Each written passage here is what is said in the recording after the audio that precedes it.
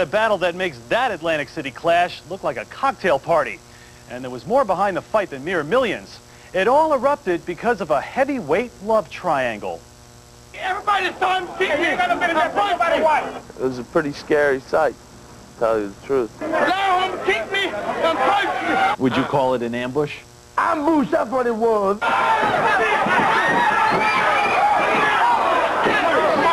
Thank God I wasn't killed or something, because I thought the end was near.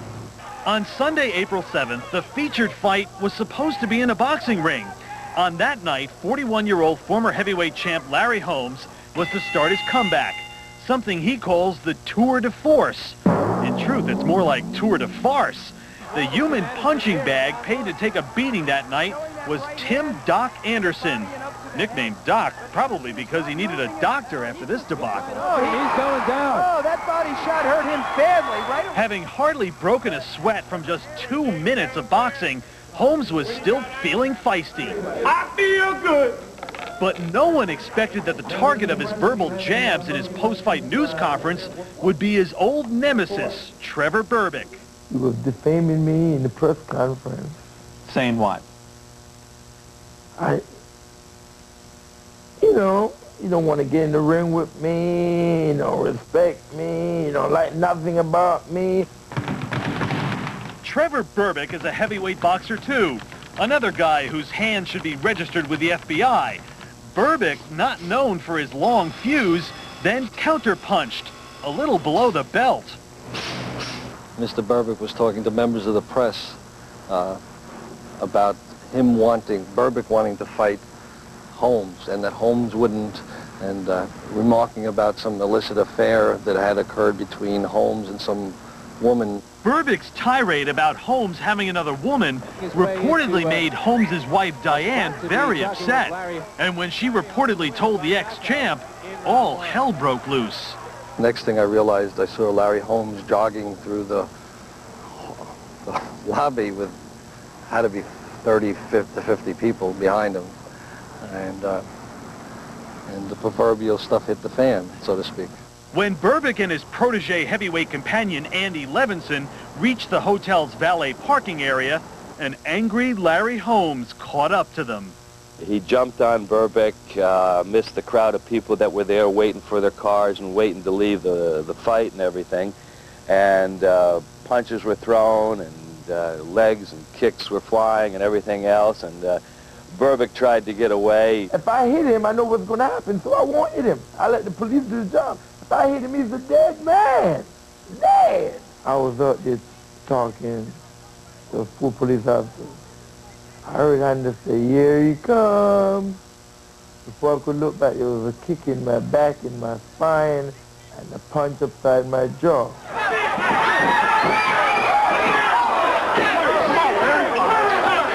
Come on. I don't believe this.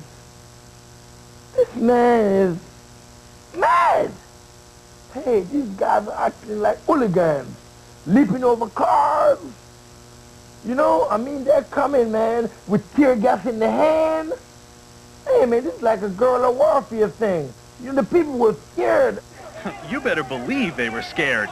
Perhaps no one more so than Sergeant Hogan, who became a human shock absorber caught between two angry blocks of granite. I was in the middle, so to speak.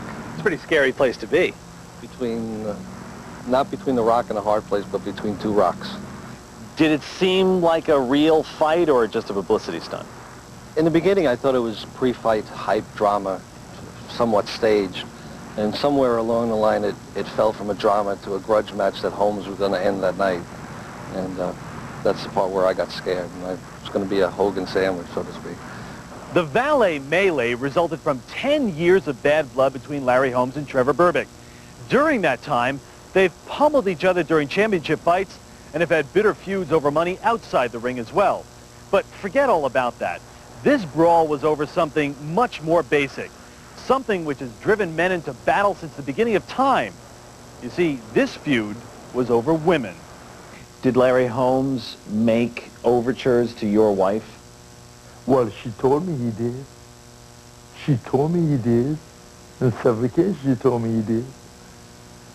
And I saw him making passes personally in Cleveland, Ohio, one particular town. I saw him. Do you think he did that out of desire for your wife or just to hurt you? Both. What was Larry trying to convince your wife of? Leave me. Simple.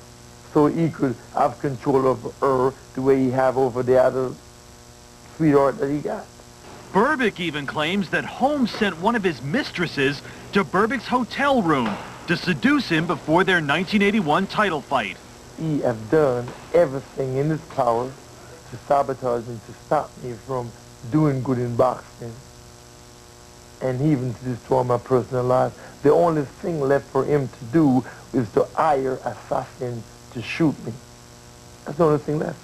We're here to file charges for the assault that we were attacked last Sunday night by Larry Holmes. Didn't you make a police report about this already? Berbick has filed a complaint with the Hollywood, Florida police over this latest brawl with Holmes. So far, no charges have been brought. But according to Berbick, there's only one suitable place to settle this score. I like to fight him for $5 and get in the ring and straighten it all up. For $5, get in the ring, televise it all over planet Earth, and let's me fight for $5. I'll fight him $10 because I need to pay my trainers. In professional boxing, where credibility is as shaky as Larry Holmes' midsection, there's always the possibility that this incident is just a choreographed prelude to $1 million payday for two over-the-hill heavyweights. You realize if you fight Larry Holmes in the future that this scuffle Sunday night will be a promoter's dream. It will be a personal thing, but it's all been personal. The object is to win and to conquer. Seek, destroy, and conquer. Kill. Berbick would like nothing better than to burst Larry Holmes' bubble. But for now, he'll just have to pretend. You can catch Larry Holmes' tour de force on Channel America next Friday night. Check those local listings. Now, still ahead.